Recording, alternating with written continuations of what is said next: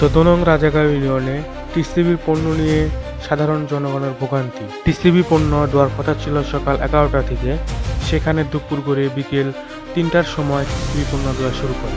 TCB পণ্য দেওয়ার সময় স্মার্ট টিসিবি কার্ড স্ক্যান করার সময় নেটওয়ার্ক সমস্যা।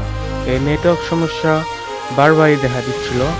সাধারণ জনগণ বলে যখনই টিসিবি দেয় তখনই এই নেটওয়ার্ক সমস্যা। কিন্তু এই ১৪ নং রাজাগাঁও ইউনিয়নে এখানে একটি সরকারিভাবে ওয়াইফাই স্থাপন করা আছে বিটিসিএল, কিন্তু বিটিসিএল এর কোনো সার্ভিস প্রদান করা হচ্ছে না। টিসিবি দেওয়া পণ্য ডিলার নিজেই ৫২৫ টাকা দিয়ে ওয়াইফাই রিচার্জ করে, কিন্তু সচিব তার রুমে তালা লাগিয়ে ঠাকুরগাঁও চলে যাওয়ার জন্য ওয়াইফাইটি আর কানেক্ট করতে পারেনি। এতে করে সাধারণ জনগণের ভোগান্তি পোহাতে হচ্ছে। এখানে একটি ওয়াইফাই স্থাপন করা হোক, সেটি টিসিবি পণ্যের জন্য, সাধারণ জনগণকে যেন আর ভোগান্তিতে পড়তে না হয়। ধন্যবাদ সকলকে। আপনারা দেখছেন MR মিডিয়া TV1, সত্যর সন্ধানে।